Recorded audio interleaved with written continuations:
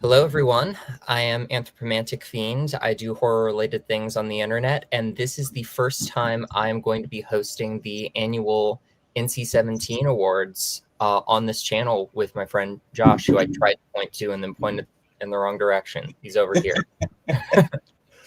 So, all right, everybody, welcome to NC-17. As she eloquently put, my name is Josh, and we are about to embark on a very interesting journey because this is the biggest awards category award show we've ever had. So, yeah, we're gonna go a little bit over the winners, but we're gonna announce everyone who's in the categories. I'll do the announcing of all the people in the categories, and then we'll go over the winners and stuff like that. And since this is your show, we're gonna let you go first.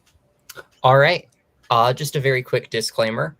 As I said to Josh before the show, I was running around like crazy before this, so I'm eating dinner during the show, so you're going to have to watch me chew this sandwich. Have fun with that, I guess. Anyway, I think we are going to be starting out with... oh, man. I didn't write down best cinematographer. Oh. All right. So see how prepared I am? Cinematographer.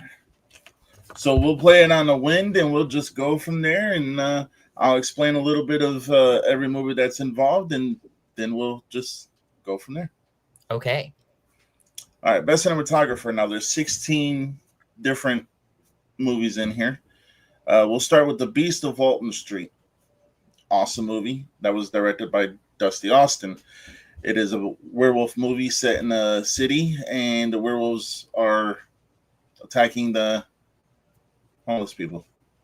Pretty much everybody. Cinematography was really good in it. I don't want to go into too much detail because I don't want to be here for 4 hours. Well, yeah. Then we got Return of the Corn Zombies by S.J. Herman. Kind of a rustic feel. So, I mean, that was cool. Kind of like Children of the Corn meets Return of the Living Dead. Mm-hmm. And then one I know you've seen, Raccoon. Mm-hmm.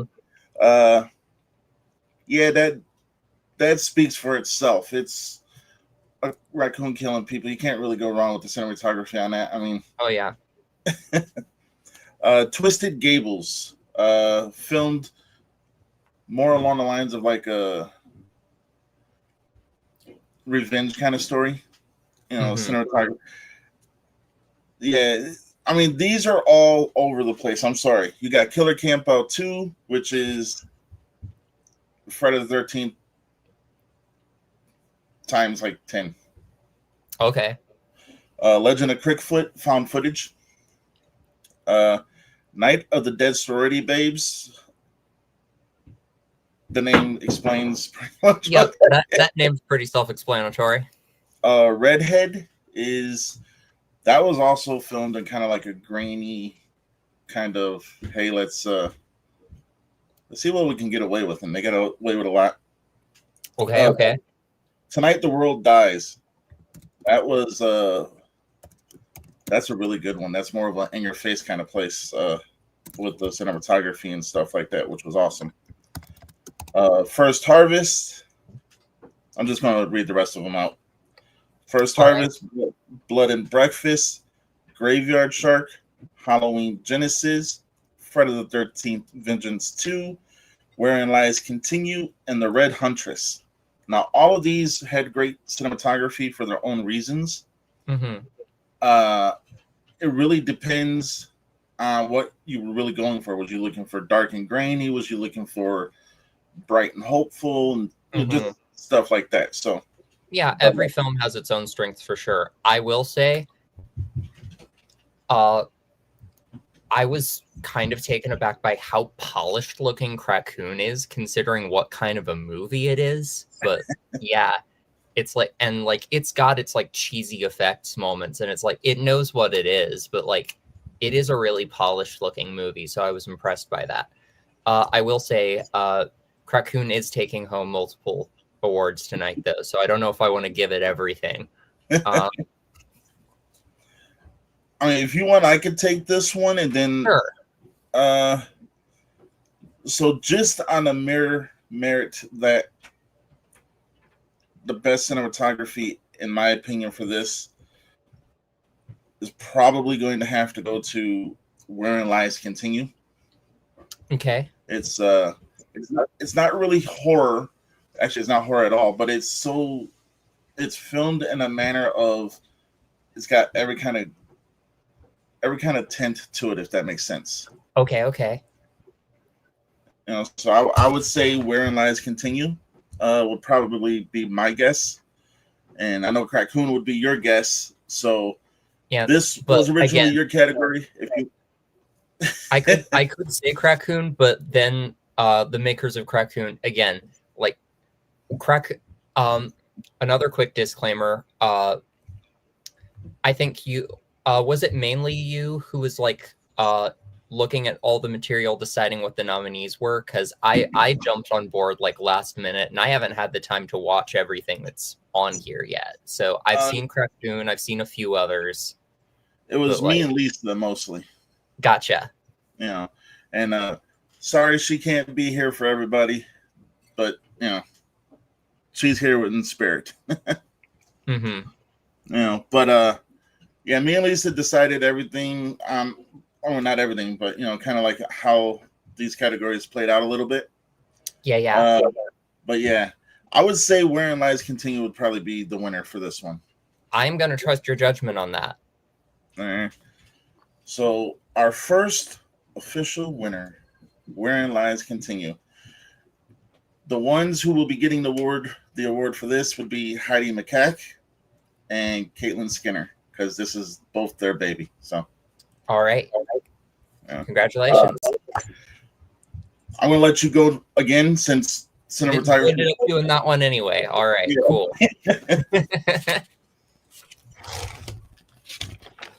All right. I am going to take it to I'm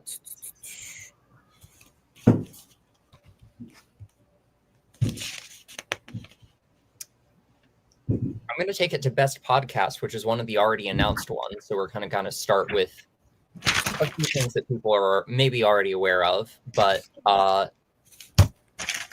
the winners there are two winners for this category.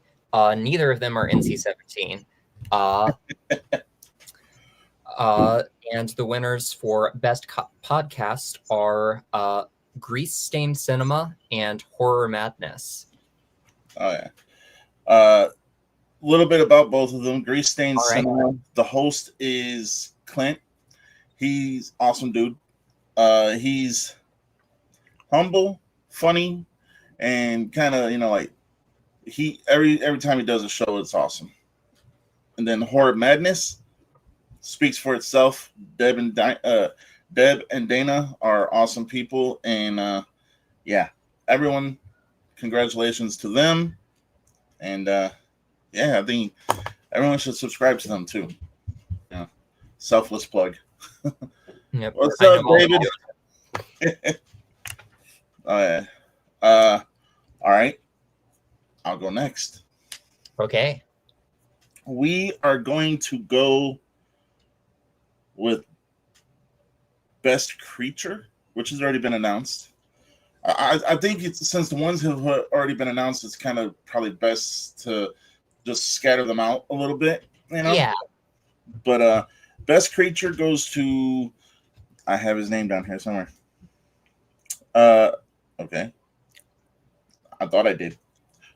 Charles Merzda for Beast of Walton Street. Beast of Walton Street is directed by, I got 15,000 pages. Dusty Austin, Athena Merzda, Charles Merzda, and Raina Merzda. Best Creature. He played both the werewolves in that movie. Okay. And the way they did the costume and everything, and just how they made it look so realistic, was really good. So that's why it got Best Creature. I love good creature effects and good creature acting. So, oh yeah. All right. I'm all over the place, so you're all good. I'm all over the place too. It's literally been years since I've even live streamed on this channel, so I'm getting back into the flow of things right now. oh yeah. All right. Whenever you are ready, you are next. All right. I am going to go to another one that has already been announced, and that is Best Cosplayer. And that goes to Kelsey Livingood, aka Mischief. And just looking at some of the pics that Kelsey has posted on social media, yeah, excellent makeup, excellent costuming. Yeah, good cosplayer with a cool persona of Mischief, this clown character. So, oh yeah. Creepy at times, but at times like very lovable. I 100%. That couldn't go to nobody better. awesome. Okay, so I am going to go with. You know what I'm going to go with? I'm going to go with probably Best Edit. To me, Best Edit kind of. I mean, everyone's got to edit their movies. I get it. But there are some movies to where the only way the movie works together is by people sending stuff in, and then you have no choice but to edit it. Mm. And so for that, I'm going to give Best Edit to Creep Footage. Okay. The first three are on YouTube. Kevin Jinsurowski. Hopefully I got that right. If I didn't, I apologize. Awesome editor. The dude is phenomenal in what he does. Yeah. Can you say more about the movie and maybe also some of the other things that were nominated for that category, or is that one that was just kind of a done deal already? Oh, yeah, my fault. No, you're good. You're good. So Creep Footage is the story of a character named Apple, who is he's a killer. And so what it is he gets people to, you know, he chooses his victims in different manners and stuff like that. And a who's list of celebrities have been involved. I mean, you got Sam and Jonah Hodge. I said Hedge. My bad. Sorry. But you also have, you know, Steve Livingood, who's the husband of Kelsey Livingood. But yeah, he people send in their clips and he puts it all together to make the story. So literally the edit is the story. You know. Oh, that's awesome. Crackoon was in there. Because, you know, I mean, Crackoon was the only, I'm going to tell you right now, what 100% made me put this in there was he edited everything and still kept a CGI raccoon in there. So I was quite. Yeah, no, I love like that movie in Carousel with like the, I think my friends in Horror Club called it horse.jpg. Like it's just this obviously like CG insert of Duke the Unicorn in the Carousel movie. Same thing with the CGI raccoon and Crackoon. Like I love that. I love the obviously bad effects. Oh yeah. There was Beast of Walton Street, which the way they edited that was phenomenal. And I mean, this ain't to take away from any of the other nominees in this category, but to me, when the only way you can make your movie literally is by people sending you clips in, I mean that's a lot of work. Yeah, no kidding. You know, and then the last one was Graveyard Shark, which the way he edited it, that was awesome. That's Matt Peters. And Crackoon was Brad Twigg.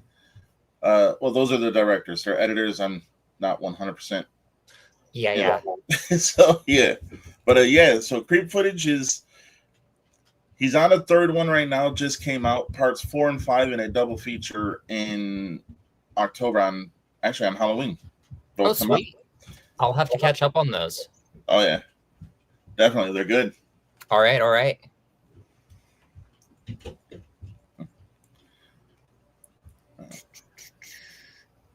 Hopefully everyone's having fun. Yep, it looks like we've got a fair few people in the chat already. Yeah. Welcome.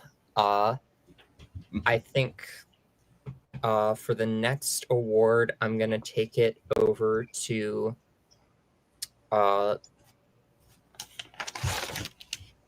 best music in film. Ooh, okay. So before you go, everyone who's listening to this, who's seeing this live right now, I don't know who wins the categories that she picks. I mean, I wanted to be surprised too. So just like you don't know who wins in mine. So all right. All right. You want me to go through all of them first, or you just want to say who won? If you want to go through all of them first, that would be great, because this is one of them that I picked. I'll say right now, not having seen the whole movie, just getting a little sample of the music. So getting your input on that would be good. Oh, yeah. There's going to be a common theme here because there's a lot of great films. Beast of Walton Street. I mean, the music in that, it was really intense at times. And at times was like somber, which was awesome. Attack of the Corn Zombies. I love a zombie film that has awesome music, and they had awesome music. Anna Key, which was not a horror movie. It's not a horror movie. But the music in that told a different side of the story that was being told, which was phenomenal. Graveyard Shark, again, you know, you got your scary moments, you got your scary music. Crackcoon. I mean, everything about Crackcoon was just awesome. I'm not even gonna lie. Creep footage again. The music, the vibe that Kevin was going for was awesome, and it made sense, and it kind of also told a different side of the story too. Twisted Gables was more along the lines of rock and country, kind of borderline both, which that was a phenomenal movie. Then Tonight the World Dies. I'm not even gonna lie, that movie, beginning to end, everything was awesome about that movie. The music was somber and chilling at the same time. KG. That was a wild movie, and I would expect nothing less than wild music. So that's what we got. All right.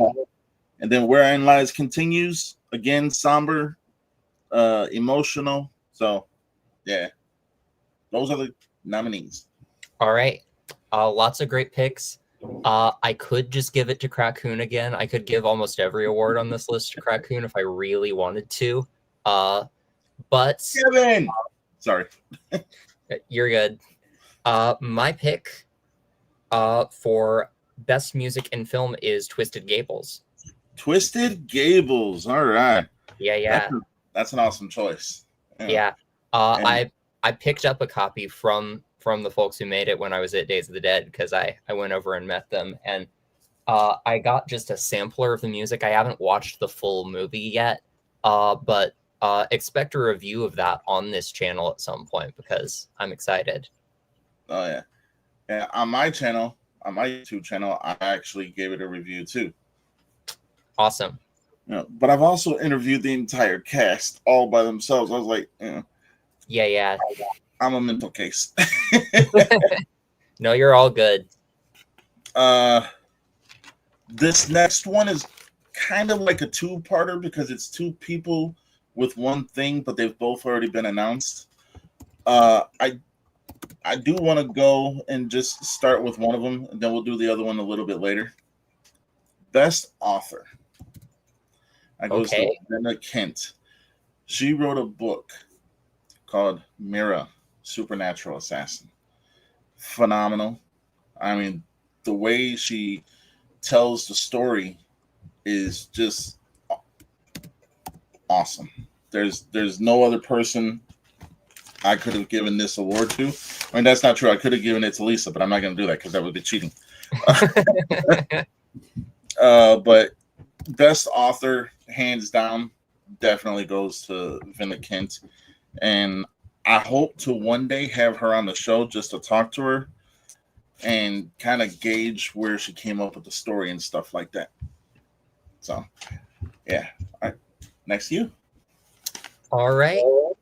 I am going to take it to Best Musician, which this one has already been announced, and it goes to August Lee Geithner, who I wasn't familiar with prior to this, but I spent some of my day listening to his band Until I Wake, and they go pretty hard, very metalcore.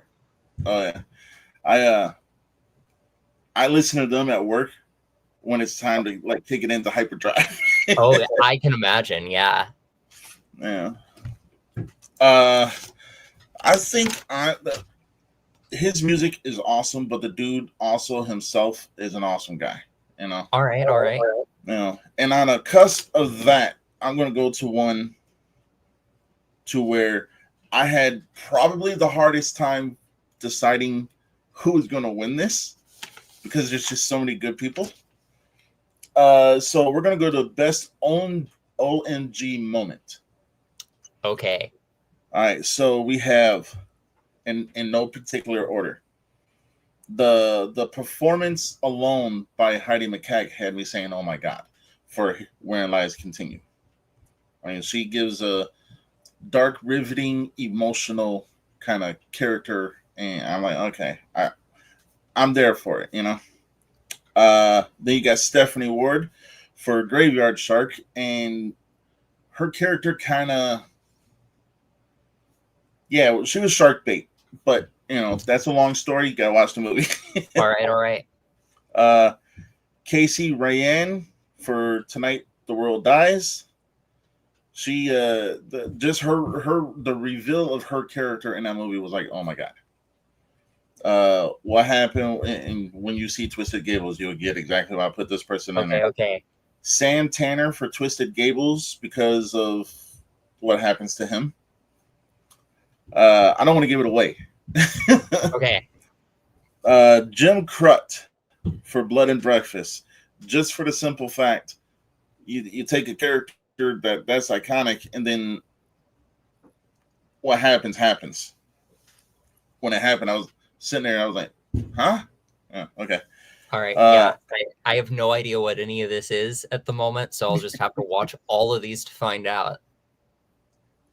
Well, I mean, they all been out. I can tell people, but right. I think it's best not to spoil stuff. Yeah, no, you're giving me something. We got Hannah Catherine. Oh yeah. We got Hannah Catherine Krellick. Teeth shattering moments for Friday the 13th. Vengeance 2 Bloodlines. The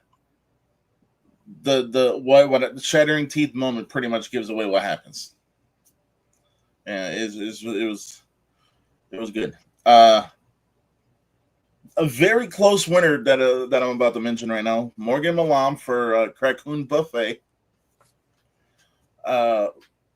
However, though, to be fair, people will see later on. But so the winner of this one for OMG moment goes to Amber Brooke for her boob gets ripped out by Jason Voorhees. Okay. You know, so Amber Brooke, who happens to be married to August Lee Geithner. You know, okay. And so I thought that was just fitting to do that. So yeah, Amber Brooke is the OMG moment. All right, your turn. All right, so going off of that, I'm going to take it to best on-screen death. Oh. I know once you saw this, you were like, yep. And then when you told me, I was like, yep. All right, so this will contain spoilers. I'm going to go through the list. There's 13 of them. We'll start 13 and go all the way up because the winner is number 1. You know, if that makes sense. Celia Spiro for Screamwalkers. Joe Rosine for Attack of the Corn Zombies. Mia Katz for Attack of the Corn Zombies. Angel Bradford for Night of the Dead Sorority Babes. Ashley Amberlin also for Night of the Dead Sorority Babes. Justin Martin for Killer Campout 2. Chris O'Brockie for Crackoon. Kelsey Livingood for Night of the Dead Sorority Babes. Amber Brooke, Friday the 13th Vengeance 2. Melissa Sapienza for Killer Campout 2. Tim Hell for Crackoon. Beth Metcalf for Disremembered. I can't say the last one because you know who it is. Yep. And the winner for the category of Best On-Screen Death goes to Morgan Milan in Crackoon. How do you even describe that? I think the previous statement, Crackoon Buffet, was probably the best one. Yeah, pretty much. So, funny story. When I posted the nominees, Morgan was like, I don't see anyone beating me for it. And she was 100% correct. Nope, she's right. Yeah. All right. So on that, I'm going to go with one of the bigger categories. I'm going to go with Best Supporting Actress. Okay. Now, there's a lot of people that were nominated. There's 11. I'm going to go through each one and explain why they were picked by me and Lisa. And just kind of, no particular order. We have Hannah Catherine Kralik for Friday the 13th Vengeance 2, Bloodlines. She played a character to where she wanted to fit in, but maybe possibly fell into with the wrong crowd. Mm-hmm. Then Amber Brooke also for Friday the 13th Vengeance 2 Bloodlines, because she played a total badass and she played the leader of the stoners. And I mean, you have stoners in a horror movie, you're bound to have a good time. This is true. I mean, her basis of that movie made me want to add stoners to my movie. Amy Lynn for Beast of Walton Street. She's a phenomenal actress. I mean, she can run the gamut with the emotions, and that's what a lot of people, myself included, look for. Whitney Smith for Twisted Gables. Definitely not the biggest part of the movie, but still a more important part of the movie. And then Caitlin Skinner for Tonight the World Dies. She, again, another emotional actress. Kelsey Livingood for Night of the Dead Sorority Babes. Her character in that was pretty much the rebel, and that awesome movie. She's phenomenal. Beth Metcalf for Attack of the Corn Zombies. Beth Metcalf is just a phenomenal actress all around, so you can't really go wrong. Brian Rive, what's up, brother? Hey, Delilah D. Hefner for Attack of the Corn Zombies. Younger actress, phenomenal. Got the world at her feet, and I see a long career for this woman, for this girl. And I think that when it comes down to it, she's going to have that one role that's going to skyrocket her. Great things for her because she's phenomenal. We got Shonda Rawlings for Killer Campout 2.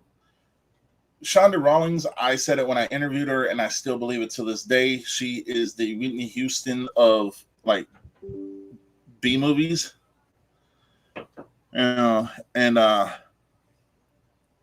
She's good. Then we got Marley Arnold for Halloween Genesis. She kind of played Final Girl / not Final Girl, but she had a lot of angst, a lot of feistiness, And when it came time to doing what she needed to do, she did what she needed to do and she X'd every box for that. And then you got Chloe Lutz for The First Harvest. Phenomenal movie. Can't really go wrong. Her acting, I mean, since then I've seen quite a few movies with her, and somehow she has managed to up her game every time. And for awesome. being a fan, I'm like, that's cool.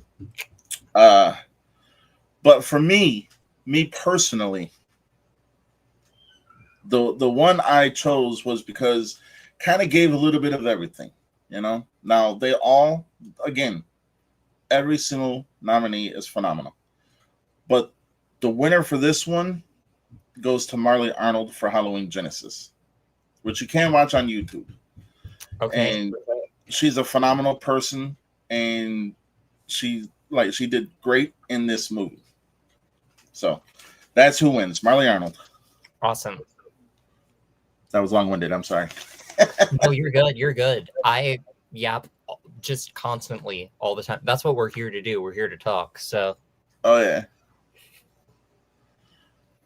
Kevin, now that I see Kevin's in here, man, that dude is awesome.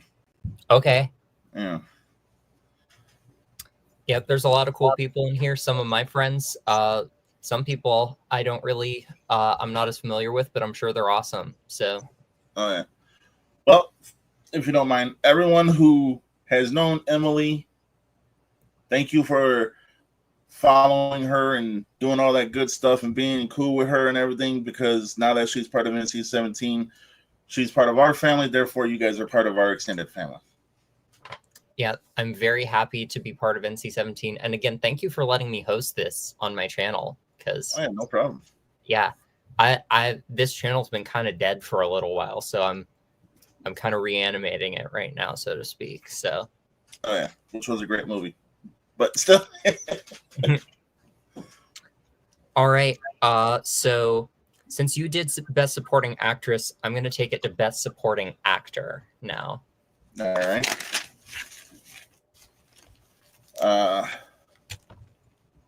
So there was only 8 people nominated for this. Sam Tanner for Twisted Gables, which was his first movie, by the way. Okay. So when you go in there and you see the diversity that he has for it being his first film, it'll knock your socks off. Awesome. Carl Vincent, also for Twisted Gables. Anytime I mention this dude's name, I get a little bit of I get happy because that dude is just an awesome guy. You know, wait till you watch Mother Shucker. Oh yeah. You'll see why I love this dude. This dude's he's like my long lost brother. Okay. Hunter Redfern for Raccoon. Only reason I actually 100% understand why Raccoon is in so many of these categories is because the acting and everything was phenomenal in that. So. Right. Joe Rosing for Attack of the Corn Zombies. Phenomenal. He did good. He awesome dude, kind of tells it like it is, but also is respectful about it, which I think that's sorely needed right now. Russell Sage Patrick for Anna Key. That again, he's another one that deserves an Icon Award, but we can only give out one. Chris O'Brien for Raccoon. I can't really say anything bad about Chris O'Brien. That dude is awesome. His acting, especially in Raccoon, was awesome. Derek McMahon for First Harvest played the perfect father looking for his daughter. And, you can just tell this dude beams in the acting book. So, and then Tim Howell for Raccoon. And I ain't going to say nothing but Tim Howell for Raccoon. That dude is awesome. Yeah. No. There were a lot of great people in this category. There was a lot of Raccoon in this category. Yes, there was. And my pick for Best Supporting Actor is Chris O'Brien in Raccoon. Chris O'Brien. All right. Like the story just would not happen without his character, and the way he plays that character is just the zaniest way he possibly could. It just makes the movie that much more fun. Oh yeah. So I don't know if you've seen his movie called Shriek Show. I haven't yet. Excellent movie. You can find it online. Watch that movie and then watch Raccoon, and you're going to see two completely different people. Excellent. All right. Let's go with. I'm gonna do the Jesse L. Green Icon Award. It's already been announced, but this dude, he deserves everything. And for everyone out there, Jesse L. Green is the one who chooses the person who wins this award. And I don't think he made a wrong choice. I think he actually made probably the only choice he could have made for the inaugural one. And that's Jim Crut. And for those of you who don't know who that is, if you've seen the original Dawn of the Dead, he's the zombie that gets the top of his head cut off while they're trying to refuel for gas. And Okay. Yeah, so that I can't say enough for about Jim Crut. He's helping the internet, the entertainment world by storm by just helping everybody do, So, Jim Crut. Yeah, that's fantastic. All right. Then your turn. Sorry. Okie dokie. No, you're good. All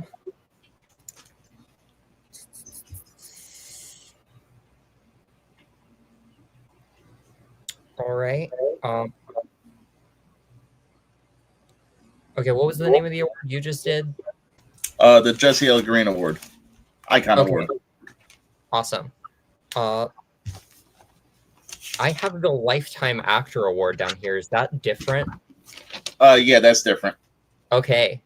The Lifetime Actor Award, was that's already been announced, right? Yeah. Yeah. Yeah, because the Lifetime Actor Award goes to Jesse L. Green. Yes. Now, you don't mind if I kind of explain a little bit about him? Please do. Jesse L. Green has been in over 100 movies. This guy, he doesn't know how not to take a job serious, which is always a good thing because you got to take the job serious, but he also knows how to have fun. He's also a wrestling manager in real life. So, cool. But the best thing about Jesse L. Green and why he deserves this is he's always willing to step in and help anybody. Doesn't matter if you're low man on a totem pole or if you're, Brad Pitt, he's going to help you. And I personally told Lisa that he was getting this award. So, that there's no other person that I could have thought of other than him to get this award. So, at least at this time. I'm going to go with another one that hasn't been announced yet because no one knows. So we had an award, a brand new award this year called the My Choice Award, which was an award where everyone who voted in the comments voted for who they thought should win an award. And this award goes to someone who overwhelmingly had a lot of people vote for him. And I mean, I wasn't expecting it. And I hope he's still in here because I know he's been really looking forward to these. But the My Choice goes to David J. Paul. He's a phenomenal actor. He's the kind of actor that if you put him in your movie, you're gonna get top quality. Okay. So David J. Paul is the My Choice, and that's voted by the fans. That's voted by his own peers and just people in general. So awesome. Yeah. All right. I'm going to take it to the Future Titan in Film Award, which has been announced already, and that goes to Spooky Madison. Do you want to say more about Spooky Madison? So, first, let me answer your question. Yes. Spooky Madison is the type of person that when she makes a film, she includes everyone. Doesn't matter who you are, anything. She is the type of person who you would definitely want to have either behind the screen or on the screen with you, because she shares her heart and soul with people into the moral compass of what acting is, if that kind of makes sense. And she's just a phenomenal person, and my hat, if I wasn't completely bald except for on the sides, my hat would be off. But she's phenomenal, and I hope to God one day I can have her on the show, but also maybe even possibly work with her one day. So Okay. yeah. All right. So before we go any further, I do want to say and kind of plug a little something, if that's okay. That is totally fine. All right. So NC-17 is making our first feature film this November. It is called Not There. We have a phenomenal cast and crew with us, and anyone who is interested in finding out more about that, just follow me on Facebook or follow our Not There Facebook page, and we'll be able to keep you updated on everything that's going on. And we will definitely be starting a crowdfunder here in the very near future. So please subscribe to, or just like the all that good stuff. Sorry. Whose turn is it? Mine or yours? I think it's yours. All right. So let's see. I'm going to go with best cameo. All right. Now, I think Raccoon has been in every category. Yeah, pretty much. So I'm going to go to best cameo, and the nominees are Amanda Megan for Blood and Breakfast, Sammy Morningstar for Night of the Dead Sorority Babes, Jeff Kotowitz for Anna Key, Chris Ridings for Raccoon, Carly Sonnefeld for Raccoon, and Shannon Atkins for Blood and Breakfast. The winner of this one, and cameos, yeah, they could be short, they could be sweet, they could be horror. This one goes to probably the most deserving one on here, I would say, in my own opinion. Sammy Morningstar for Night of the Dead Sorority Babes. Okay. She is phenomenal, and like, I can't say enough nice things about her. So she definitely is the winner for best cameo. All right.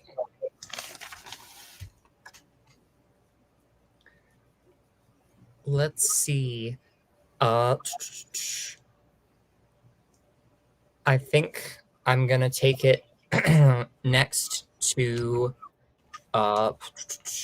best style dressed. Oh boy!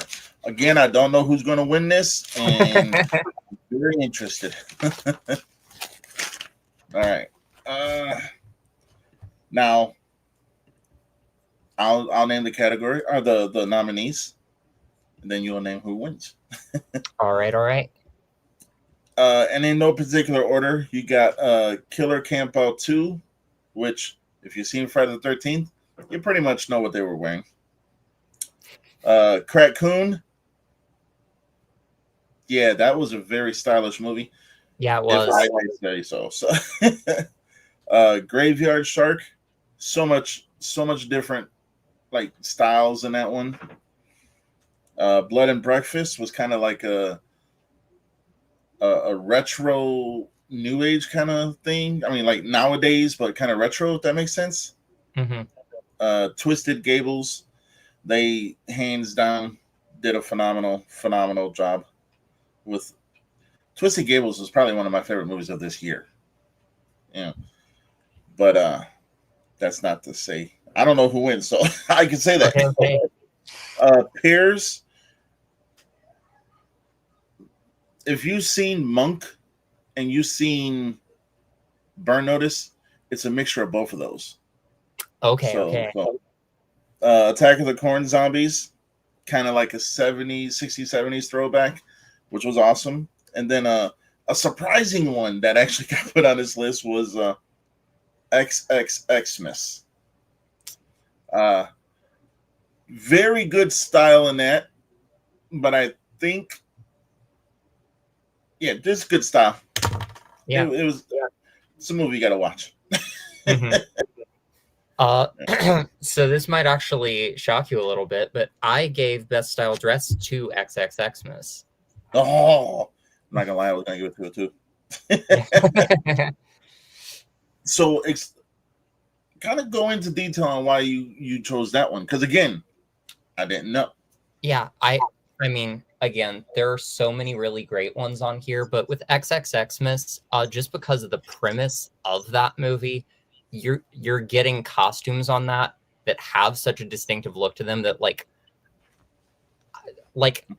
you kind of have reference points for other movies, but because of just like the combo of elements that are coming together in XXXmas, you're not going to get costumes like that in any other movie, I don't think. I agree. Yeah. And again, I think Morgan Malam chose her own outfit. Yeah. And that to me is phenomenal. So yep, I would believe that. I mean, a lot of the actresses and presumably actors in that movie, who I know, Jessa Flux, who's in that, came to Horror Club at one point. They're just really good, like, stylists and kind of fashion forward people in their own right. So, like, props to costume designers, but props to the actors who do their own costumes as well. Oh yeah. Yeah. Believe it or not, that was a surprising. I mean, I would have went for it, but that was a surprising one. So yeah, I was like, this is going to be kind of a weird pick because like to do Best Style Dressed with a movie where people are not wearing that much clothing, to be honest, but like what they are wearing is just so distinctive. So oh yeah, but you did hit it on the head, because you were like, the kind of movie they were making. I mean, those were kind of outfits you would have for that movie. No, exactly. So that makes sense. Yeah. I'll go with another one that has already been announced. Best voice actor or voiceover, and that goes to Danielle, and I'm sorry if I say it wrong, Stropoli. She does the voice acting for Kira, the supernatural assassin. So, okay. And to read it is one way, but to hear it read is another way. And like the two different contrasts kind of just worked, and I was like, okay, I'm sold. So that's best voiceover. All right. All right, you're next. Sorry. No, you're good. We've done so many that I keep forgetting like where we are and what we've done and what we haven't done. So let's see. I got 5 left. Okay. I'm gonna take it to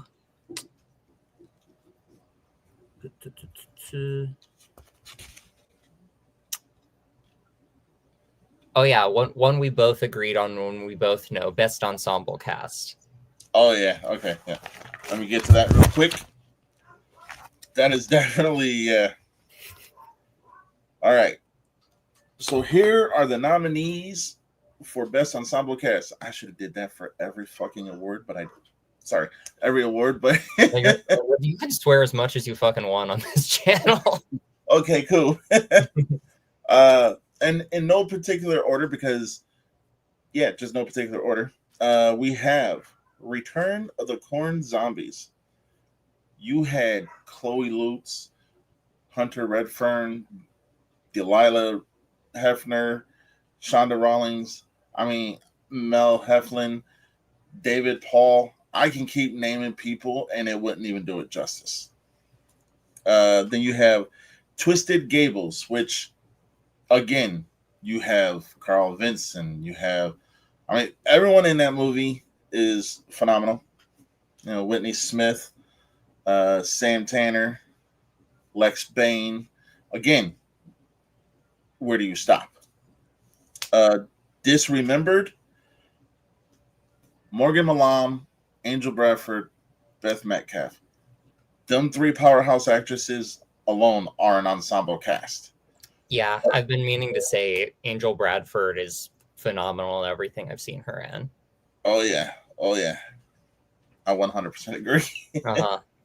Halloween Genesis, bunch of newer people, but still an ensemble cast because you had 4 or 5 different people as and I had Marley Arnold and Devlin Bleevins and a couple other people that I'm not quite familiar with, if that makes sense. Mm-hmm.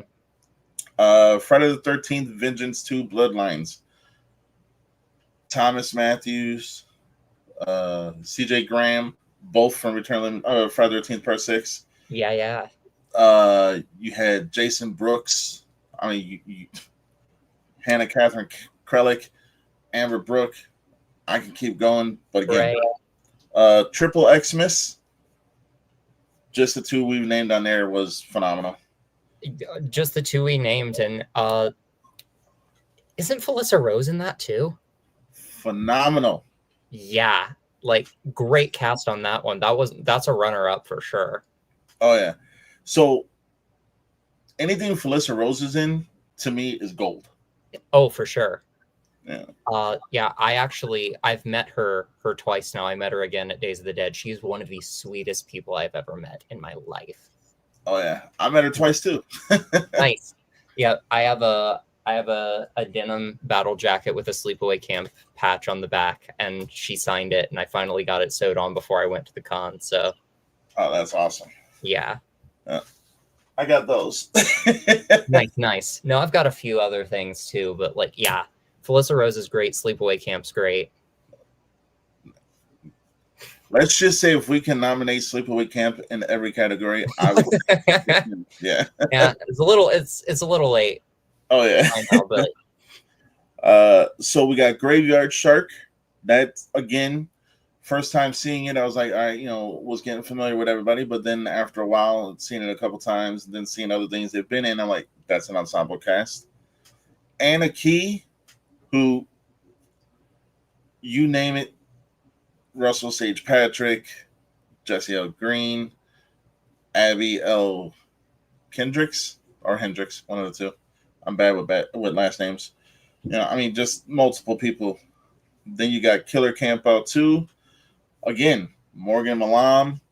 I think, she's been in almost every category too. Morgan Malam, Melissa Sapienza, Tim Howell.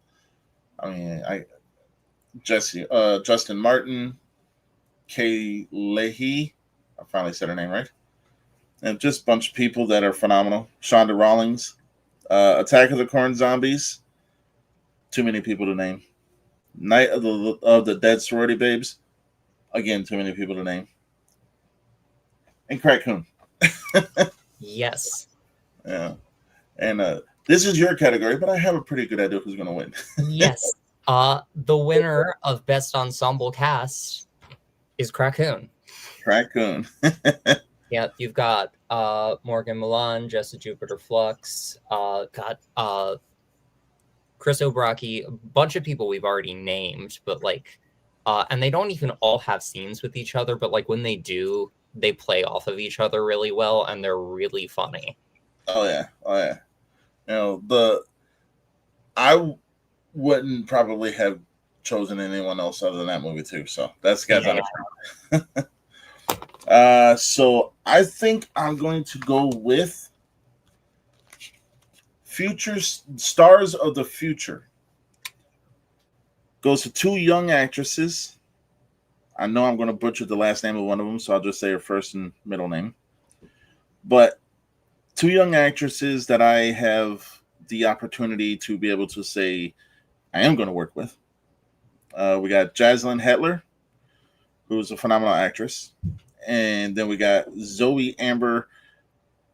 I'm not going to butcher your last name. I'm sorry. But she's also got a bright future ahead of her. So both of them, just seeing what they've done so far, Hands down, they are the future of this industry, along with Delilah D. Hefner.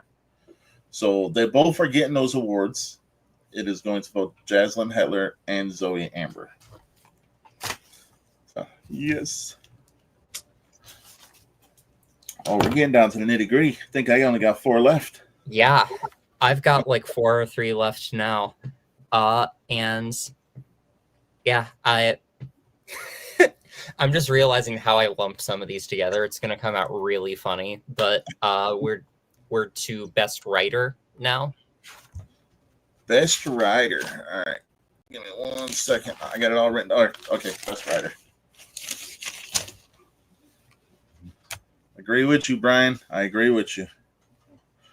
All right. So best writer, the nominees are Heidi McCack and Caitlin Skinner for Where Anne Lies Continue, Devlin Blevins for Halloween Genesis, Kevin Jensorowski for Creep Footage, Corey Trehan for The Black Quarry, Sam Hodge for Redhead, John Killall, I probably butchered his last name, for Killer Campout 2, Paul Allen for Tonight the World Dies, Paul Allen and Chloe Lutz and Carol Blanton for First Harvest, Dusty Austin, Athena Merzda for Beast of Walton Street, Jason Brooks and Kim Tierson for Friday the 13th Vengeance 2, Justin and Lee Nichols for Twisted Gables, Brad Twigg, Todd Martin, Gary Lee Vincent for Crackcoon, Matt Anderson and Amanda Megan for Anna Key, Matt Peters for Graveyard Shark, and then S.J. Herman for Return of the Corn Zombies. All right.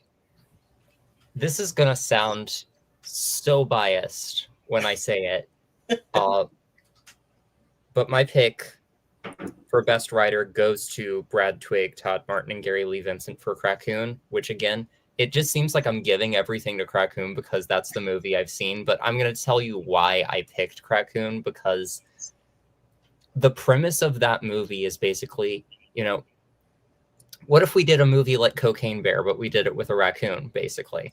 And they took that premise and they just made something so like interesting and funny and like different from Cocaine Bear, but like weirder and funnier and gorier. And it just like, it could have like, it is a deliberately stupid movie, but it's so clear that the writing has thought put into it and the writing's funny. The characters are well thought out. Like it's just, it's a good, cheesy, trashy movie. And it's, it's, you could have gone like so many directions with the premise of, oh, let's do Cocaine Bear with a raccoon. And they did something that I think is like brilliantly funny with it. So. Oh yeah.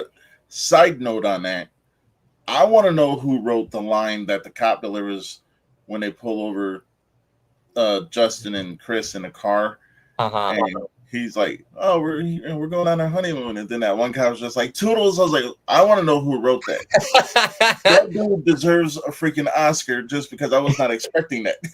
No, literally. Yeah. Yeah, that movie was phenomenal. Mm-hmm. Yeah. All right, so I'm going to go with one. I'm going to give this one a little bit of a build up, if that's okay. Please do. So when it comes to acting, I'm all about the people who get their starts, you know, and it doesn't matter if you start in a commercial or if you start in a bad B movie, good B movie, or if you start in a Hollywood movie. But a breakout star to me is someone who encompasses what the future of this entertainment world needs. And all of these actors and actresses, there's 6 of them, who have been nominated, I believe, are the future of what this entertainment world needs. And we're going to start first with Chloe Lutz. I've seen her in one thing earlier this year, and then next thing you know, I think I've seen her in like 4 or 5 things. And like I said, it's a step up every time. Ariana Harris, if you cast her, you're guaranteed to have someone who, one, is going to come to work, but also come to work and make sure that you're having a fun time on set just because who she is. Sam Tanner, first time in that movie, dude did phenomenal. If he continues with this, I think he's got something good.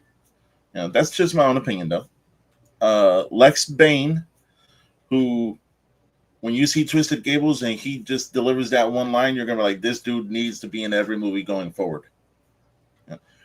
I'll tell you the scene. He's at a door, he knocks on it, and that's all I'm going to tell you.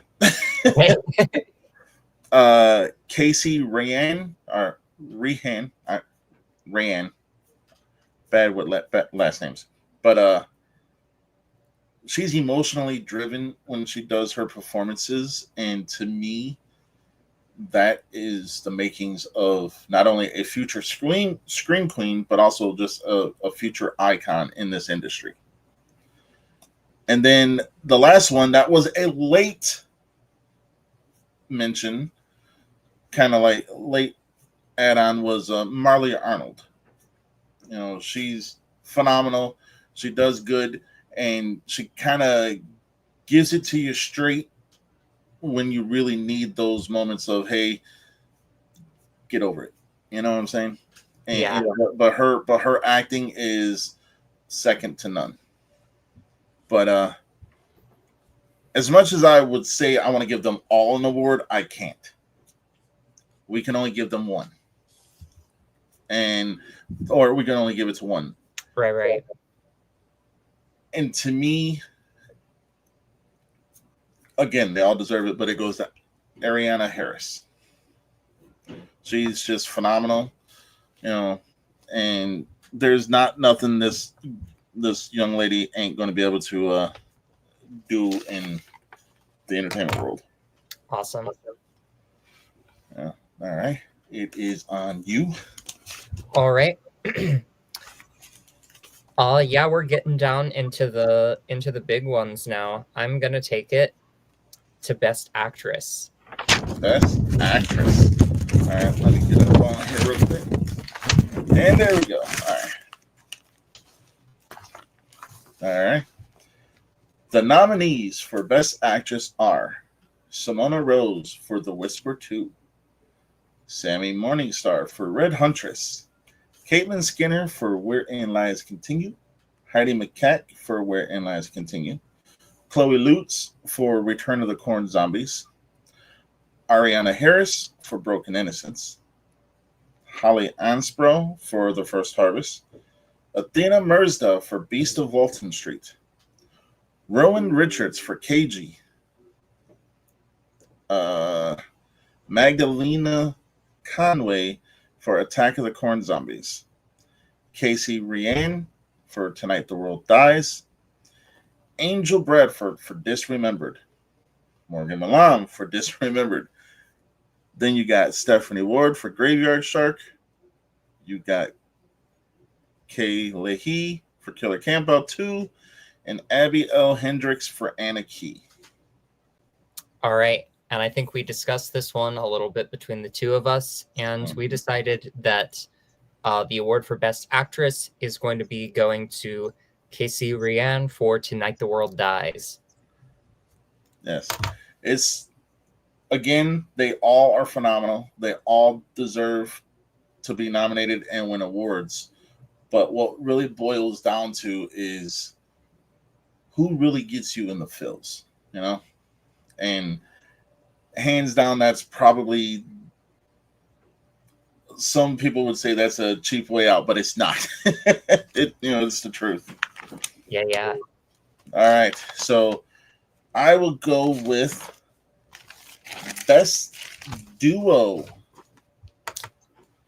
All right. And the nominees are Shonda Rawlings and Christopher Collar for Return of the Corn Zombies, David J. Paul and Steve, I cannot pronounce your last name, so we're just going to say Steve, The Secret Mechanic, Heidi McCack and Caitlin Skinner for Wherein Lies Continue, Athena Merzda and Mia Jones for The Beast of Walton Street, Casey Rian and Paul Allen for Tonight the World Dies, Lex Bain and Aaron Clark for Twisted Gables, Chloe Lutz and Delilah Hefner for Return of the Corn Zombies, Justin Martin and Chris O'Braki for Krakoon, Melissa Sapienza and Morgan Malam for Killer Campout 2. All phenomenal duels, and I was 100% set on who I knew was going to win. And I mean, so much set to where once this group got nominated, I was talking to Lisa and I was like, these are the people who are going to win. And then going forward, I was like, well, that's just on the merit of I thought they did phenomenal. Now I had to go back and watch all these movies. Yeah. To get a sense of what really encompasses a best duo. Mm-hmm. And for me, best duo goes to Athena Merzda and Mia Jones for Beast of Walton Street. All right. They were great together on a screen, and they played well off of each other. So they are the winner for best on-screen duo. Awesome. All right. How many do you have left? Because I think all I've got now is best director and best movie, which feel like they need to be the last ones. So. Oh yeah, I got best villain and best actor. All right. Do you want to knock those out, and then I'll do the last two? Sounds good. So we will go with first the whatever one I come up to first. Which is I'm going the wrong way. All right, we are going to go with best villain. Now, the villains in this all stand out for their own reasons. You got Devlin Blevins as Michael Myers for Halloween Genesis. He encompassed the character. He played it to a point to where he did his homework. So that was phenomenal. Always a good villain. I love Michael Myers, my favorite franchise. Krakoon. I mean, you can't really... Krakoon. Yeah, Krakoon. Jason Brooks as Jason Voorhees for Friday the 13th Vengeance 2. Bloodlines. He encompassed that character like it was nothing else. I mean, you see Jason and you're like, okay, cool. But then when you see Jason doing new things, I'm like, okay. I mean, he rips a girl's boob out. I mean, what can you... David J. Paul for Return of the Corn Zombies. If you've seen The Walking Dead, he kind of played a character like the governor a little bit. Okay. And but only a little bit more twisted, and actually it was a mixture of the governor and Negan. Okay. So that was a good analogy too, because that's what I got from him. Mel Heflin for Return of the Corn Zombies. Anytime she's on screen, she's either playing one who is really crazy demented, or one where she's not going to make it to the end of the movie. And she was really like, she made that character seem like it was probably the true villain of the movie. Made the zombies look like they were second par. So, Justin Martin for Killer Campout 2. I can't say enough good things about Justin Martin, but him being a bad guy, not necessarily something I was expecting, but he portrayed that very well. Graveyard Shark. And Myrna, which was a surprise to me because, for Night of the Dead sorority babes, because you talk to her, you see her, you're thinking this sweet lady and everything like that. But then when she does her evil cackle, yeah, hands down, that sold me right there. Charles Merzda for the Beast of Walton Street, played both werewolves. Paul Allen for The First Harvest. That dude can act anything. You can tell him, hey, go pick up dirt and throw it around and act like you're doing something, and he'll do it. Dan Bailey for Twisted Gables. dude played a jackass that you really wanted to hate, and it was Sam Tanner for Twisted Gables. Again, phenomenal for his first time acting. The dude, he deserves an award, but I can't tell you if you want to know. James, and I'm gonna mess this up, Taffarelli as Jason Voorhees for Victim No More.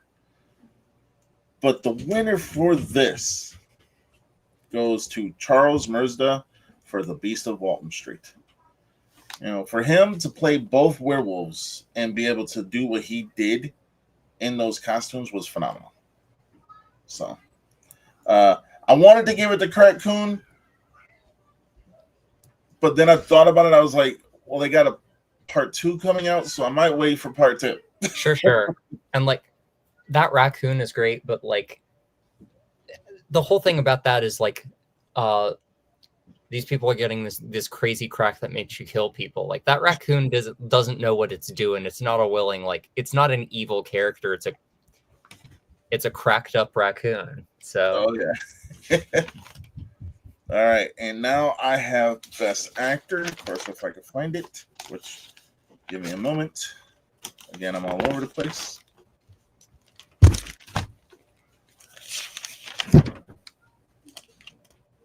And we are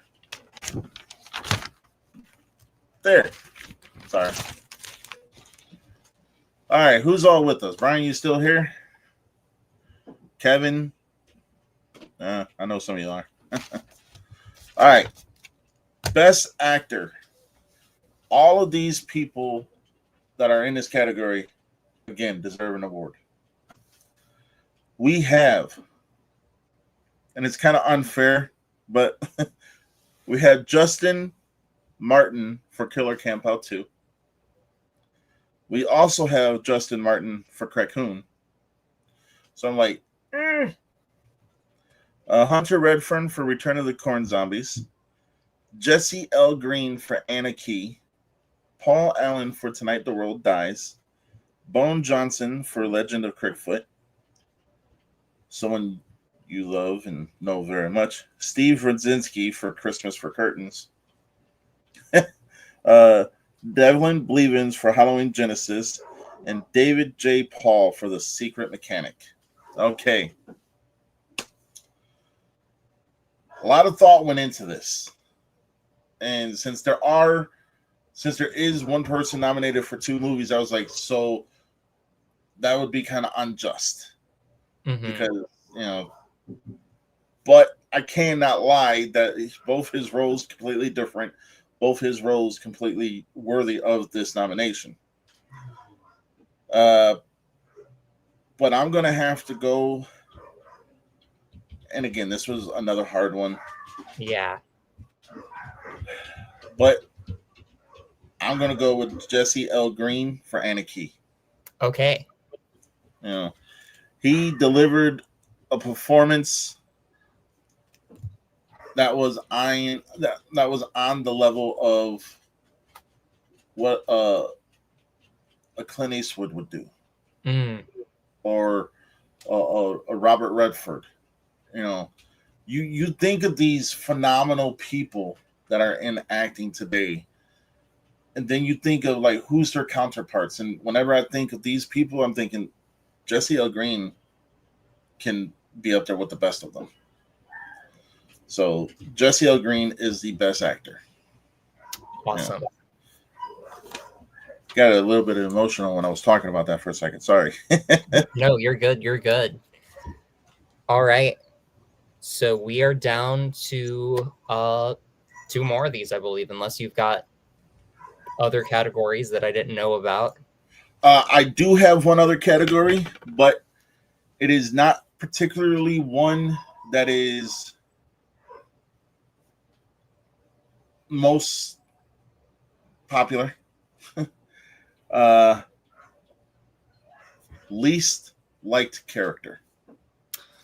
Oh, okay.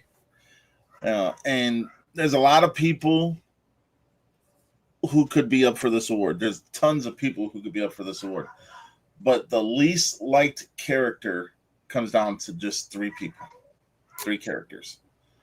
You got one, Jason Brooks for Jason Voorhees. No one likes Jason Voorhees because you're gonna die. Well, yeah. The second, Devlin Believins for Michael Myers. Again, you're gonna die. But the third and final least liked character goes for Raccoon. Ooh. And the winner of that award is Raccoon. I'm sorry, that Morgan Milan scene and then what Tim Hell said sold it for me. That scene is like nasty in the best way possible.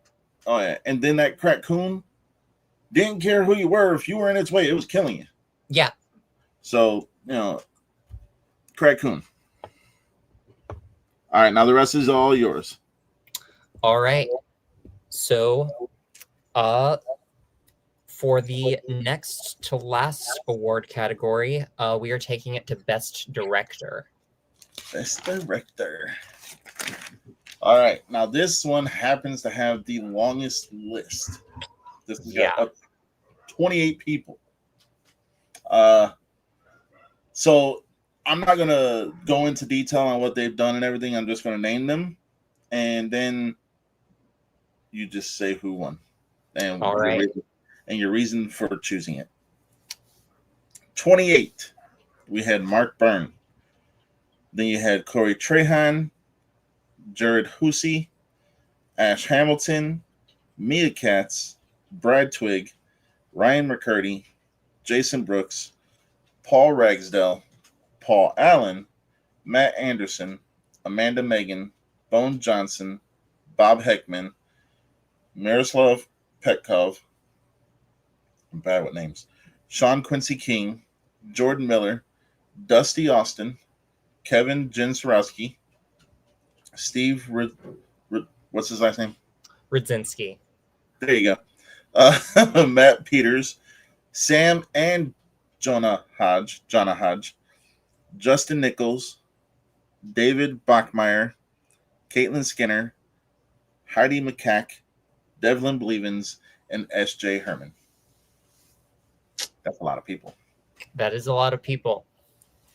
And before I say who my pick is, I do want to give a shout out to Brad Twigg for, Raccoon, as well as Paul Ragsdale, who I believe has done movies like Murder Size, is currently working on OnlyFans, just does like movies with really fun premises. But my pick for this category is not going to surprise anyone who knows me. It's Steve Rudzinski. Steve Rudzinski. Yeah. And yeah, my reasoning for this is like, there's so many phenomenal directors on this, but like Steve is such an auteur in my eyes. If you are watching a Steve Rudzinski movie, it is a Steve Rudzinski movie. I don't feel like there are movies out there that are quite like his. And watching movies like Curtain for Christmas and Terrace Hell 3, for me especially, it's like, oh, you can do that in a movie and get away with it and people will watch it. That's amazing. I want to make movies like this. Like, he just pushes the envelope of like genre and he just does what he wants with his movies, and people, including me, absolutely love it. So yeah. Yeah. I'm gonna kind of go with what you said because I've seen his movies too. Like I own the Carousel trilogy; it's over there. Oh, yeah. And when he makes his movies, and this ain't a knock on anyone, every single one of these people on this category, they deserve to be acknowledged. But when Steve makes his movies, it's like he's making them on the pure thought of he's doing it as a fan for love, because that's what he loves to do. Yeah. And he's creating stories that not only a younger generation can like, but also an older generation. Oh, yeah. So I agree. Yep. Also, all of his movies take place in the same universe, and there is a timeline order that you can apparently watch them in if you really want to, like the MCU, but he's actively told people not to do that. So Oh yeah. Have you seen all three carousels? I have, yeah. Horror Club, actually, we binge watched all three of them in one night just to get the continuity, which was really fun. Oh yeah. Yeah. I did the same, and my wife caught me watching part 3, and she's like, "What's this?" I was like, "Carousel." She goes, "What's it about?" I was like, "No." Yeah, like no, when I tell people, like I explain the first movie to them and they're like, okay, like, it's already a little crazy with, killer carousel unicorn goes to a house party and does the whole like slasher movie thing. But then it's like, okay, so the second one's more of that, and it's like, no, he has a redemption arc, he has a kid, and he kills Nazis, and it's great. Like, Oh yeah. No, I agree with that choice. I actually do agree with that choice. So yeah. I mean, Curtains for Christmas was crazy. No kidding. Yeah, I mean, out of nowhere, he just has a wrestling match at a gingerbread house bake-off. Yeah, I'm like, yeah. huh? That's the other thing. Steve loves Christmas. Christmas comes up in so many of these movies. Like, he won a Fangoria Chainsaw Award for Amityville Christmas Vacation, which is like just a great movie title in and of itself. Like, Oh yeah, I agree. All right, we have one category left. yes, Best movie. best movie. Which This one was. Oh, go ahead. I'm sorry. Yeah, I had a pick for this one, but like it was tough because there's so many. All right. So best movie. Before we go into the nominees, what encompasses a best movie for you? A best movie for me is just, oh, that's hard because like I've written stuff before where it's just like, what even is like a good movie? Like, especially when you're talking about like independent horror, like all the movies on this list are just so different in like what they're even trying to do that it's really hard to pick a best movie. But for me, just one that like just has a story it's trying to tell or emotions it's trying to evoke in the audience and just like pulls that off flawlessly, like and like you're gonna see I have a little bit of bias in this category too, but like huge props to everyone who made it into this category. And again, like for every category, congrats to everyone who was nominated. You all deserve an award, but Josh asked me to pick what my best movie is, and this is it. So let's go to the nominees. Oh yeah.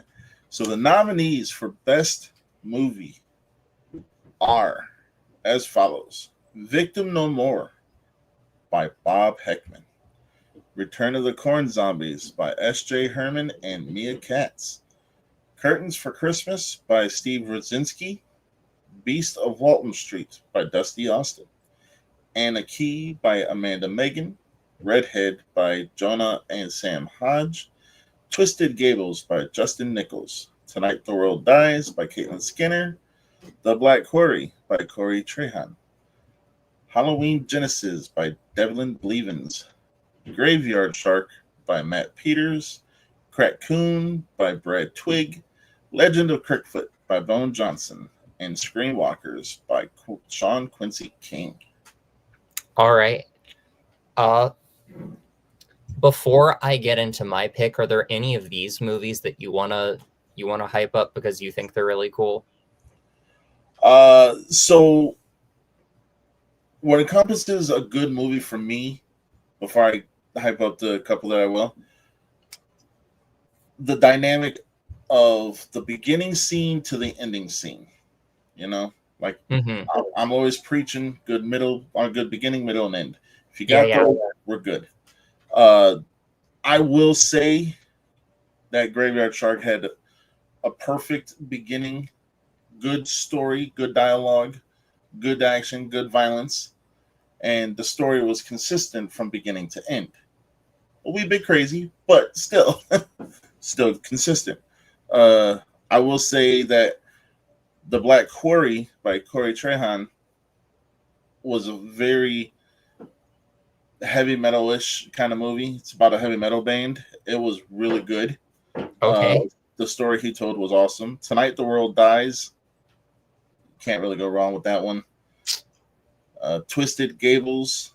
But the one that stands out to me the most is Anarchy. Okay. You know, and out of all of these, it's the only one that is not a horror movie.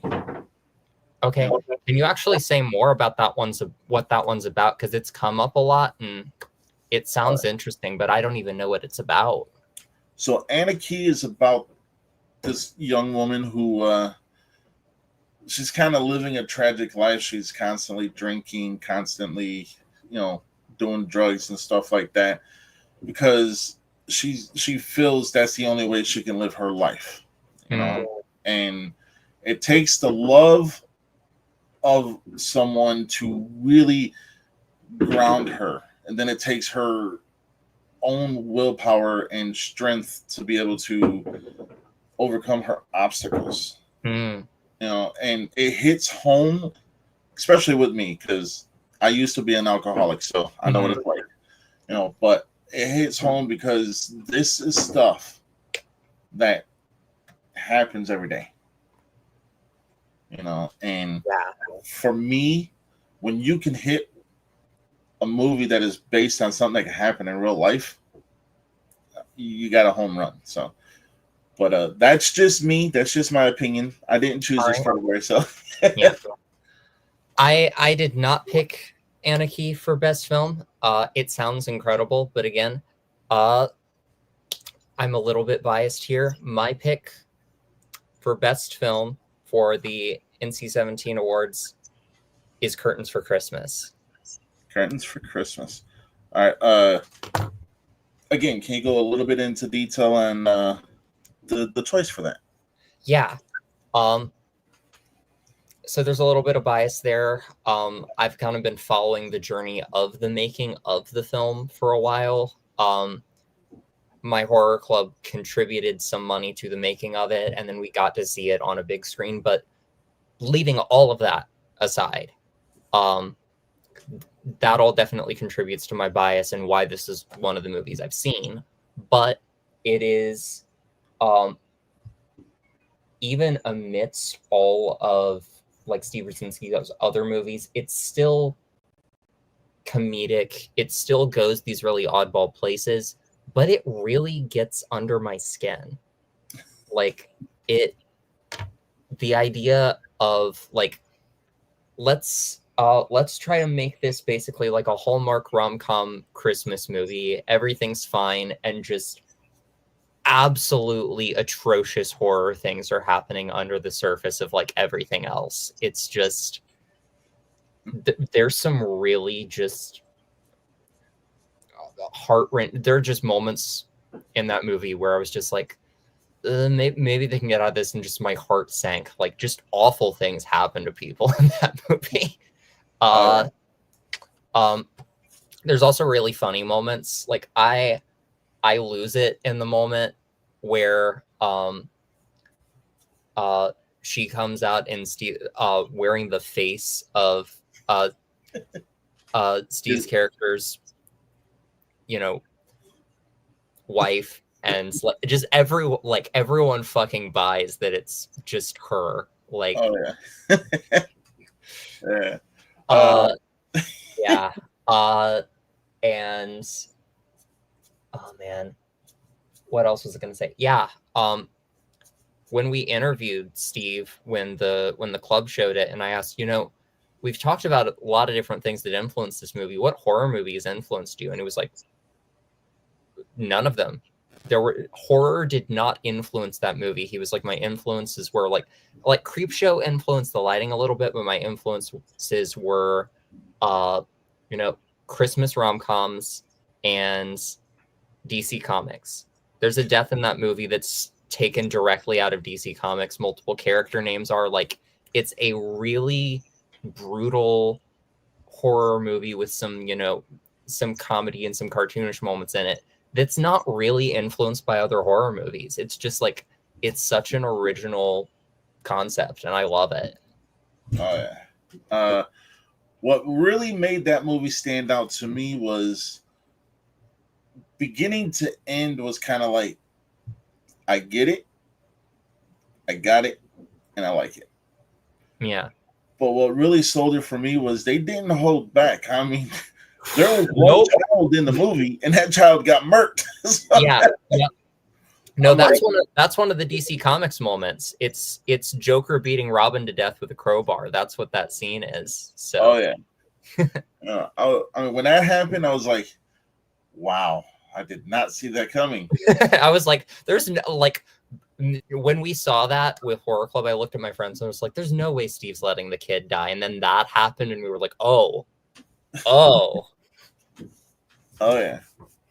And I have to say personally, anytime that Jessa Flux is on a screen, I'm glued because she's giving you multiple facets of acting, and it's not just the everyday typical I'm a bubbly blonde and I'm going to fall down and get killed, and I like that. I like that the actresses nowadays don't play that. Yeah. I'm sure Jess has played characters like that before. Like her character in Crackoon is kind of that, but like Jessa I love who her character is in Curtains for Christmas. Like she's like there's just she's more than just a stock character. There's like a whole person there with this whole like wild backstory, and like the way she and her girlfriend are introduced in the movie is like breaking into a house basically. It's like, this is fucking great. Oh yeah. Oh yeah. All right, that has been the ending of the NC-17 awards.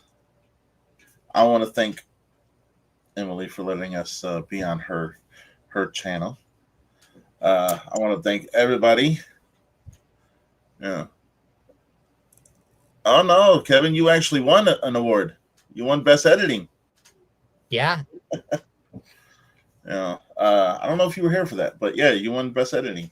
Yeah, I don't know if everyone who won an award was there when they won the award, but we'll get back to people, I assume. Oh yeah. So. After this, I'm going to make a list of all the winners and post them on Facebook. So. All right, awesome. Yeah, but I do want to thank Emily for letting us host this on her channel, and I want to also thank everyone for joining us today. Thank you for all the new people that have seen me for the first time, and thank you for all the new people who have seen Emily for the first time. Yep. Again, yeah, thank you for letting me host this for the very first time, and thank you to everybody who was willing to hop over to my channel to see the awards here. Oh yeah. All right, so the last thing we're going to say is NC-17 will be back with the year-end awards at the end of this year. And I can promise you that these categories will not be filled with the same movies as this time. All right. But everyone stay safe. Stay cool, do what you do, just don't do anything illegal. Yeah. And I'm gonna let Emily close out the show because we're on. All right. I will close out with my usual closer here in a moment. But before we do, I have a few things I want to plug. You've already plugged Not There, which fucking stay tuned for that. But is there anything else you want to plug before we sign off? Not really want to plug anything else. Actually, that's not true. Everyone, if you are not subscribed to the B Stream, subscribe to the B Stream. It's under $7 a month. They have tons of great entertainment, tons of great movies you can't find anywhere else. And the best part is it is all commercial free. And when you get a movie, if it's an unrated movie, you're getting the unrated version. So definitely subscribe to the B Stream. And I will also say, just subscribe for all the new people that follow me, follow Emily. Well, thank you. And everyone who follows me who doesn't follow Josh. So, All all right. So, in terms of what I have going on, I believe actually just yesterday I published a new review on my channel finally. It's been like months. I filmed that thing back in December, but my review of Then My Mind Walked Away is now up. A great little indie film made by Jim Roberts and filmed during the pandemic, like with his like family. So it's this very tight little intimate claustrophobic setting. Really fun movie. Please check out that. I have a video that's set to premiere at midnight, so tonight/tomorrow morning, of my last ever performance with Hanover Royalty. If you are a fan of Nintendo video games or symphonic metal, you're going to want to check that out. That's all I'm going to say. And then this Tuesday, I'm going to be over. We mentioned Felissa Rose. I'm going to be on the Jen's Reviews from the Grave channel for a live stream talking all things Sleepaway Camp. So I'm definitely going to tune in for that one. Okay, awesome. Yeah. It has been a blast.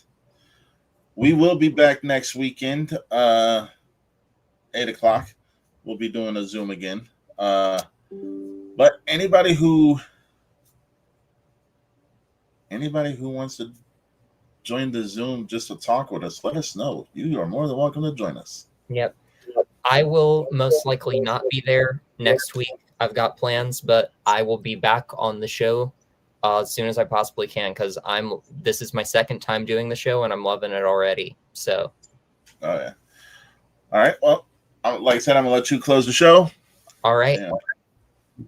This has been the annual NC-17 Awards. Thank you so much for joining the stream. Hopefully we'll see y'all in another one. Bye. Later.